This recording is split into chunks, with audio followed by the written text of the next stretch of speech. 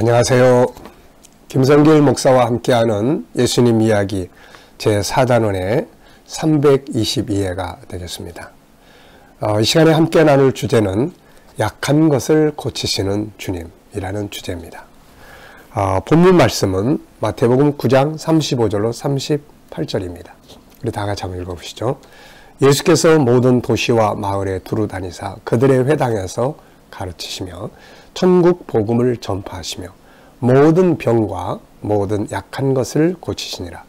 무리를 보시고 불쌍히 여기시니 이는 그들이 목자 없는 양과 같이 고생하며 기진함이라. 이에 제자들에게 이르시되 추수할 것은 많되 일꾼이 적으니 그러므로 추수하는 주인에게 청하여 추수할 일꾼들을 보내주소서 하라 하시니라. 아멘. 자, 이 시간 나눌 주제는 말씀드린 것처럼 약한 것을 고치시는 예수님입니다. 예수님은 모든 도시와 마을을 두루 다니시면서 세 가지의 일을 하셨죠. 하나는 가르치셨고, 하나는 천국 복음을 전하셨고, 다음에는 모든 병과 모든 약한 것을 고치셨습니다. 저는 이 모든 약한 것을 고치셨다, 이 말씀이 너무 좋아요. 약한 것. 왜냐하면 저도 한없이 약한 게 많은 사람이다 보니까 약한 것을 고치시는 분? 그럼 바로 탁 귀에 들어오잖아요. 자기에게 필요하니까. 자기와 관계된 이야기니까요. 여러분은 어떻습니까? 여러분은 약한 게 없으신가요? 모든 게 다 강하고 완벽하신가요? 아마 아닐 거예요. 그런데 이 약한 것을 고쳐보려고 사람들은 얼마나 많이 노력합니까? 세상에서도 약한 것을 고치는 심리 상담소라든지 정신과라든지 내 약한 부분들, 부족한 부분들을 채워보려고 성공의 리더십이라든지 이런 거 배우고 연구하는 얼마나 많이 노력을 합니까? 근데 이 약한 것을 고치는 전문가가 바로 예수 그리스도입니다. 그분은 이 약한 것을 고치는 최고의 전문가예요. 네, 최고의 전문가예요. 왜 그러냐면 그분은 우리를 원래 만드신 분이기 때문에 우리가 약한 부분을 뭐가 고장났구나 이걸 너무 잘 아세요. 이 제일 잘 고치는 사람은 사실 만든 사람이거든요. 만든 사람은 소리만 딱 들어봐도 어디가 고장났다는 걸 알게 되는 거예요. 근데 어설픈 사람들은 다 뜯어내가지고 어디가 문제야 이거 가지고 더 고장내는 경우들도 많거든요. 이렇게. 여러분, 주님은 약한 것을 지적하지 않아요. 그리고 그걸 무시하지 않아요. 그걸 막 흠집내지 않아요. 이게 세상과 다른 점이에요. 네. 세상은 약한 걸 자꾸 찾아내가지고 약점을 물고 늘어지고 그 약점을 막 더 아프게 짓밟고 그래서 더 상처가 골막 터지게 만들고 그게 세상사예요. 세상의 모습이에요. 그런데 예수님은 우리 약한 거를 그것을 무시하지도 않고 고치시면서 그걸 지적하지도 않고 그것을 나무라지도 않고 그래서 예수님께 가야 하는 거죠. 자, 우리 인간이 문제점, 약점을 가지게 된 시작점은 어디예요? 우리 또 어디로 가야 됩니까? 이런 걸 알려면 창세기 1, 2, 3장을 알아야 돼요. 근데 세상은 이걸 모르는 거예요. 세상은 창세기 1, 2, 3장을 몰라요. 모르기 때문에 아무리 인간의 약한 부분을 고쳐주려고 해도 모르는 거야. 약간의 도움은 될 수 있을지 모르지만 그래서 창세기 1, 2, 3장 하나님 우리에게 주신 계시의 내용 이 부분을 딱 가서 보면 인간은 원래 이렇게 만들어졌는데 이렇게 돼서 이런 약점들이 생겼구나. 그렇다면 이걸 고치려면 어떻게 해야 되는구나. 이걸 알게 되는 거죠. 창세기 1장을 보면 하나님이 사람을 그분의 형상대로 만드시고 세상을 다스리라고 하셨습니다. 인간은 하나님 형상대로 만들어졌고 인간 속에는 하나님을 닮은 특징들, 성품들, 능력들이 들어있습니다. 그래서 인간은 약점을 가진 존재로 만들어진 게 아니라 완전한 존재로 만들어진 거죠. 그래서 창세기 2장을 보면 이제 인간은 잘 다스릴 수 있는 존재가 된 거죠. 그런데 창세기 3장에서 인간이 마귀의 욕을 받고 죄에 빠집니다. 이때부터 이 죄라는 것은 들어와서 병들게 만들어요. 내 영혼을 병들게 하고 내 마음을 병들게 하고 또 내 인격을 병들게 하고 내 삶을 병들게 하고 이런 약한 부분들을 만들어 놓은 거예요, 이게. 그래서 이런 약점들이 인간에게 생기기 시작을 한 겁니다. 인간에게 가장 큰 약점은 뭐예요? 바로 죄를 짓게 됐다는 거예요. 죄. 우리가 잘 나가다가도 너 과거에 이런 죄 있잖아, 이거. 막 멋지게 열심히 막 할렐루야 하는데 마귀가 속에서 야, 너 아침에 이렇게 죄 져놓고 여 와가지고 그렇게 하는 게 내야. 너 그게 너 맞냐?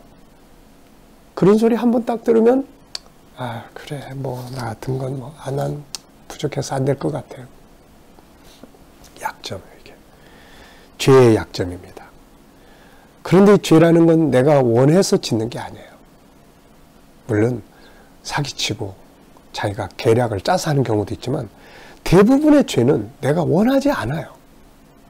원하지 않는데 화내고, 원하지 않는데 거짓말해야 되고, 원하지 않는데 싸워야 되고, 원하지 않는데 아주 분쟁해야 되고, 이 죄성 때문에 그러는 거예요. 이게 아주 우리의 약점이 되어버렸어요, 이게. 사람들은 이 약점 때문에 스스로를 학대합니다. 아유, 다 나 때문이야. 자식이 잘못된 것도 다 내 탓이고, 아유, 그냥 나 때문이야. 그래서 스스로를 미워하고 다른 사람의 약점을 또 찾아내가 그를 또 괴롭히고 비판하고.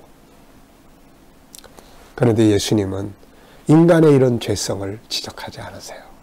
정죄하지 않습니다. 그리고 이 약점을 다 끌어안고 아프지 괜찮아. 나도 너의 죄를 정죄하지 않아. 걱정하지 마. 그리고는 인간을 용서하고 품에 안고 십자가 위에서 내가 너의 죄를 위해서 내가 죽어줄게. 그 약한, 가장 인간의 약한 죄의 문제를 십자가에다 못 박아서 자기가 대신 죽으신 거죠.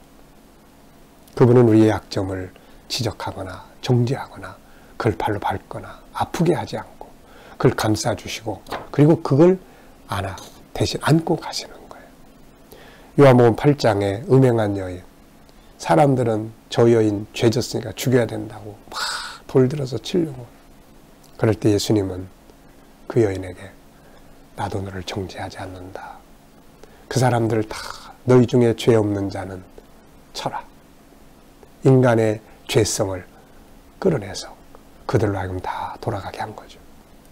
나도 너를 정죄하지 않겠다. 사마리아 우물가의 여인, 방탕한 삶을 살면서 마음 아프고 마음 둘 곳이 없어서 힘들고 사람들 보기에 민망하고 그래서 낮에 다 쉬는 시간에 아무도 없는 때 물길로 왔는데 예수님이 그 여인 찾아가셔서 그 마음 알아주시고 그에게 새로운 생명의 길을 주셨잖아요. 주님을 부인했던 베드로, 그 베드로를 다시 찾아와서 그의 죄를 정죄하는 게 아니라 네가 나를 사랑하지 않니? 그러면서 그의 약한 부분을 품에 감싸주셨던 거죠. 주님을 못 박던 사람들, 주님은 그들을 하나님 저들을 용서해 주세요. 저들의 죄를 갚지 마세요. 아무것도 모릅니다. 그리고 그들의 약한 부분들을 품에 안고 가시고 오늘 우리의 허물의 죄, 내가 죄를 깨닫고 나의 아픔을 가지고 고민할 때 그분은 괜찮아. 그래서 내가 널 십자가에 죽었잖아. 이제 너는 자유한 사람이야. 고민하지 마. 그리고서는 죄의 고민 속에서 그 약점 속에 날 건져내 준 거죠. 인간은 죄의 약함과 함께 육체와 마음의 약함, 삶의 약함을 다 가지고 있어요. 그래서 마음도 병들고 육체도 병들고 이 약점 때문에 때로는 소외당하고 무시당하고 외면당하고 살며 고통스러워합니다. 그런데 주님은 이런 인간의 약점을 외면하지 않으시고 그들의 아픔을 치료하시고 위로하시며 고쳐주시는 거죠. 그리고 인간은 실패의 약점을 또 가지고 살아요. 나는 잘하고 싶은데 잘 안 돼. 하는 일들이 실패. 이런 것 때문에 무기력하고 절망감에 빠지고 자포자기와 같은 약점들을 안고 살아요. 사람들은 이런 약점을 지적하고 너 전에 실패했잖아. 너는 안 돼. 그러면서 괴롭히고 왕따시켜요. 그런데 예수님은 이런 실패의 약점을 가진 자들에게 찾아오셔가지고 그들을 성공하도록 도와요. 누가복음 5장에 밤새도록 고기 한 마리 붙잡아서 실패했던 베드로에게 예수님 찾아오셔가지고 깊은 데 가서 그물 내려봐. 베드로는 가가지고 2배나 잡는 이 성공을 만들었어요. 예수님은 실패의 약점을 가진 사람들을 찾아오셔서 새롭게 일어서봐. 넌 할 수 있는 자야. 내가 도와줄게. 그래서 다시 성공하게 만들어줘요. 때로는 환경의 약점을 가지고 살 때도 많아요. 가난한 환경, 주변의 환경들의 약점. 내가 원해서 그렇게 된 게 아닌데 나도 모르는 사이에 무너지고 힘들어진 삶의 약한 부분들. 이것 때문에 스스로 절망하고 좌절하고 포기하고 그러고 살 때 사람들은 우리를 실패자로 정죄하고 무시하고, 그러나 주님은 이런 사람들 다 찾아오셔서 고쳐주시고 위로하시고 새로운 삶을 살게 만들어주시는 거예요. 그래서 우리가 약한 부분이 나타날 때는 스스로 혼자서 고민하지 말고 지체 없이 그분 앞에 나가야 돼요. 약한 부분을 그냥 두면 이게 점점점 커져서 중한 병이 됩니다. 그래서 우리는 뭐가 됐든 간에 어떤 부분이 됐든 간에 약한 부분이 드러나면 그것 때문에 고민하고 자기 스스로를 가두지 말고 예수님 앞에 빨리 나가야 돼요. 그분 앞에 기도로 나가고 그분의 말씀 앞에 나가고 그분의 삶 발자취로 나가고 그분의 십자가 앞으로 나가야 합니다. 사람들은 우리 약점을 잡아 지적하고 아프게 하지만 그분은 우리 약점이 나타날 때 지적하고 아프게 하는 게 아니라 감싸주시고 위로하시고 치료하시고 담당해 주시는 겁니다. 그래서 사도 바울은 내가 약할 때 그분이 가장 강하게 역사하시더라. 이 고백을 고린도서 11장 9절로 10절에 사는 거예요.